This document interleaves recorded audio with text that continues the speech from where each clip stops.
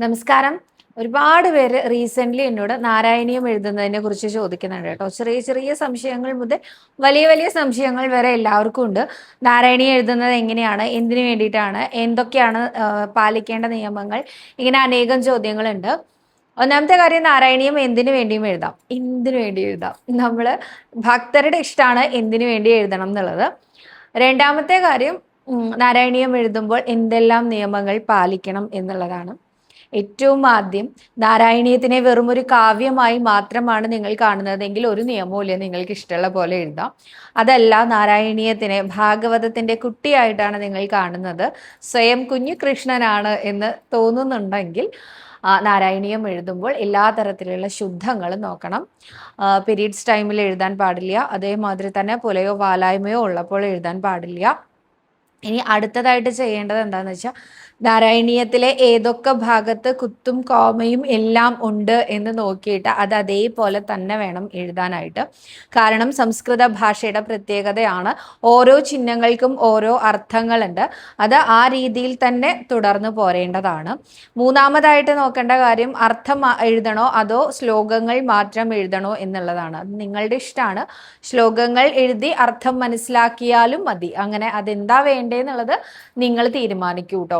അതേമാതിരി ഇതിന് സമയം ഉണ്ടോ, ഇന്ന സമയത്ത് എഴുതണം എന്നുണ്ടോ എന്ന് ചോദിച്ചാൽ അങ്ങനെയൊന്നുമില്ല. ശുദ്ധമായിരിക്കുന്ന ഏത് സമയത്തും നാരായണീയത്തിലൂടെ നിങ്ങൾക്ക് ഭഗവാനെ ഉപാസിക്കാവുന്നതാണ്.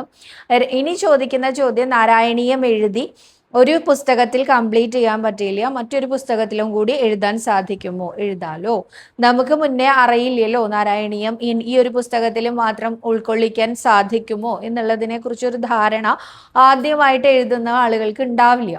അപ്പൊ അതുകൊണ്ട് തന്നെ നിങ്ങൾക്ക് 2 പുസ്തകങ്ങളിലായിട്ടോ 3 പുസ്തകങ്ങളിലായിട്ടോ ഒക്കെ എഴുതാം. ഇനി വരുന്നൊരു സംശയം എന്താണെന്ന് വെച്ചാൽ, നാരായണീയം എഴുതുമ്പോൾ ഒരു പുസ്തകത്തിൽ അല്ലെങ്കിൽ 2 പുസ്തകത്തിൽ ഉൾക്കൊള്ളിച്ച് എഴുതി കഴിഞ്ഞിട്ട് പിന്നെയും ബാക്കി വരുന്ന പേജിൽ അതിൽ നാമം എഴുതാലോ. തീർച്ചയായിട്ടും എഴുതാലോ. നാമം ഏത് എഴുതണം എന്നുള്ളതൊക്കെ ഭക്തന്റെ ഇഷ്ടമാണ്. എങ്ങനെ എഴുതണം എന്നുള്ളതും നിങ്ങളുടെ ഇഷ്ടമാണ് കേട്ടോ. അല്ല, നാമം മാത്രമല്ല, സഹസ്രനാമം എന്താണോ നിങ്ങൾ എഴുതാൻ ഉദ്ദേശിക്കുന്നത് അത് ബാക്കിയുള്ള ഭാഗങ്ങളിലായിട്ട് നിങ്ങൾക്ക് എഴുതാവുന്നതാണ്. ഇനി നാരായണീയം എഴുതുമ്പോൾ ഏതെങ്കിലും തരത്തിലുള്ള തെറ്റുകൾ സംഭവിച്ചാൽ എന്ത് ചെയ്യും? തിരുത്തി എഴുതാം. നിങ്ങൾ തെറ്റി എഴുതിയത് നിങ്ങളുടെ ശ്രദ്ധയിൽപ്പെടുകയാണെങ്കിൽ തീർച്ചയായിട്ടും അത് തിരുത്തി എഴുതാവുന്നതാണ്. അപ്പൊ ഇത്രയും കാര്യങ്ങളാണ് എന്നോട് പലരായിട്ട് ചോദിച്ചത്. ഇങ്ങനെ റീസെന്റ് കുറെ പേര് ചോദിക്കുന്നത് കൊണ്ടാണ് ഞാൻ എല്ലാവർക്കും കൂടി ഒരു മറുപടി ആയിട്ട് പറയാമെന്ന് വിചാരിച്ചത് കേട്ടോ.